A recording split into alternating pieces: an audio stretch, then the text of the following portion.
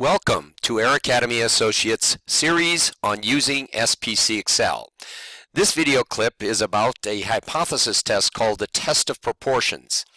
As opposed to such hypothesis tests as the t-test or the f-test, which are tests for the mean and standard deviation respectively of continuous or variables data, the test of proportions is for attribute data. So what exactly is a proportion? Well, very simply, a proportion is a fraction. It has a numerator and it has a denominator. It is sometimes communicated, however, as a percentage, where the decimal fraction is multiplied by 100 to get a percent. For example, 1 out of 4 is 0.25. 0.25 times 100 is 25%. A test of proportions is used whenever we want to compare two different proportions. The null hypothesis has equality. That is, the proportion in population 1 is the same as the proportion in population 2. The alternative hypothesis, H1, is they are not equal. And the question is, do we have enough evidence to conclude H1 or do we not? The rule of thumb, if you recall, is for p-values being less than 0.05, we conclude there is a significant difference in the proportions, and SPC Excel will print p-values in this range, that is less than 0.05, in red, so it sticks out, we can't miss it. If the p-value is between 0.05 and 0.10, then we say there's a moderately significant difference in the proportions, and SPC Excel will print p-values in this range out in blue. If the p-value is greater than 0.10, then we conclude there is no significant difference in the proportions. That is, we cannot be at least 90% confident in H1. Also recall that 1 minus p-value times 100% is the calculated percent confidence we have in concluding H1, that there is indeed a difference in the population proportions. Now, before we go to the software, let me show you where the test of proportions is located. All of the tests of proportions in SPC Excel are located under Analysis Tools, so we go there and we will click on Test of Proportions, and this little menu item will come up where we have three choices for the alternative hypothesis. We will always choose the not equal to. That's the first option. It's also the default option in SPC Excel because we want to have the most powerful test possible, and the two-sided test does that. We're not interested in any particular direction of the effect, whether it's less than or greater than. So you click on OK, and you will get a sheet that looks like this from SPC Excel. This is both your user interface sheet as well as the results sheet. And the user must input the four values, the integer values, the numerator and the denominator of each of the two groups. Now in this case, the example here is the event of interest, which is really what is called the defective, which is the name used in the software, but defective really refers to, it's a placeholder for the event of interest. Now, in this example, the event of interest is getting a tails on a flip of a coin. That's binary data. You either get a tails or you don't get a tails. Now, in Joe's case, who flipped the coin 10 times, he got 4 tails out of 10, which is 0.4. So the proportion is 0.4, which is obtained by dividing 4 by 10. Pete flipped the same coin 10 times and he got 7 tails out of 10. His proportion is 0.7. The question is, are these two proportions significantly different? And the answer is no, they are not. The p-value of this test is 0.178, as you can see right there. Sorry about that. Right there, and this is not less than 0.10, so we conclude that the flipping techniques of Joe and Pete are not significantly different. The observed difference is more than likely due to random variation. Now, let's take an example where we do go to the software and put these numbers in.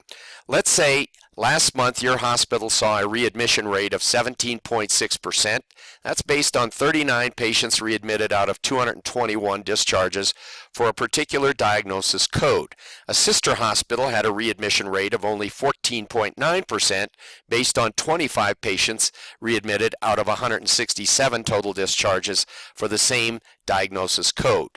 Now, the numbers that we will have to put into the software are 39 and 221 for Group 1, your hospital say, and 25 and 167 for Group 2, which is the data for sister hospital. I'm writing those down now so I can put those into the test of proportions when we go to the software. So is there a significant difference between 17.6% and 14.9%, which some managers may say there is? Let's go check it out. Opening up SPC Excel, we see the main menu item called Analysis Tools. That's where the hypothesis tests reside. We click on that. We want the test of proportions. And as soon as we click on that, we're going to get this infamous menu that says, which of the alternative tests would you like? We're going to stick with the most conservative and most powerful, that is inequality in the alternative hypothesis. Now here's that interface sheet in Microsoft Excel that comes up when we want to input the data. Now, the data we want is not this data. We want 39 out of 221. That was our hospital or your hospital's readmission rate, basically. And the sister hospital had 25 out of 167. And you'll notice now when we put those values in that the p-value is 0.482, indicating there is no significant difference between these two hospitals, although one has a 17.6% rate and the other has a 14.9 or almost a 15% rate. These are not significantly different. The p-value is not significant, and even though somebody might claim that 17.6 is much greater than 14.9, the data tends to indicate that there is no significant difference in the underlying populations. So let's go back to the notebook and take another example. Another example we'll look at has to do with veterans responding on a survey with regard to their inpatient care. In 2014, a particular medical center showed that 7.6% of the vets responded that they were not satisfied. So the event of interest here is not satisfied. 76 out of 1,004 respondents said they were not satisfied. In 2015, the same survey was administered to the same medical center, and it showed 5.33%, that is 48 out of 908 were not satisfied. Now those are the four numbers we'll have to put into the test of proportions when we go to the software. What do you think before we go to the software? Do you think there's a significant difference in the percentage of respondents indicating not satisfied? Let's check it out. We are now back in SPC Excel. We will go to Analysis Tools, and we will click on Test of Proportions. And we will click through this because we want the not equal to in the alternative hypothesis. And we will now put in the data from the survey data from 2014 and 15. The first group, which is 2014, 76 out of, let's move this guy over here, out of 100. Now notice I'm getting a message. As soon as I put that 76 in there, the software is telling me your numerator cannot be bigger than your denominator. That's what it's saying. Well, I haven't finished putting in my data yet. So I'm going to just click through this, just say yes, and 76 out of 1004 was from 2014, and the number that was dissatisfied in 2015 was 48 out of, it looks like the sample size was 908. These are from the same medical center and same survey administered. And in this case, the p-value is significant. 0.04, less than 0.05, comes out in red. So we can be almost 96% confident of what? That the proportion of vets in 2015 that were not satisfied with their inpatient care is less than the proportion of vets that responded or the population in 2014. So that's good news. 5% is better than 7.5%. The reduction was, or the difference was to the low side between Group 1, 2014, and Group 2, which is 2015. So a good result here, a significant result. This is not due to random variation, but as a result of an improved process. Let's take one last example. This one's from my own personal experience. This one was precipitated by a visit to my medical facility where I was waiting to see the doctor for getting a new prescription.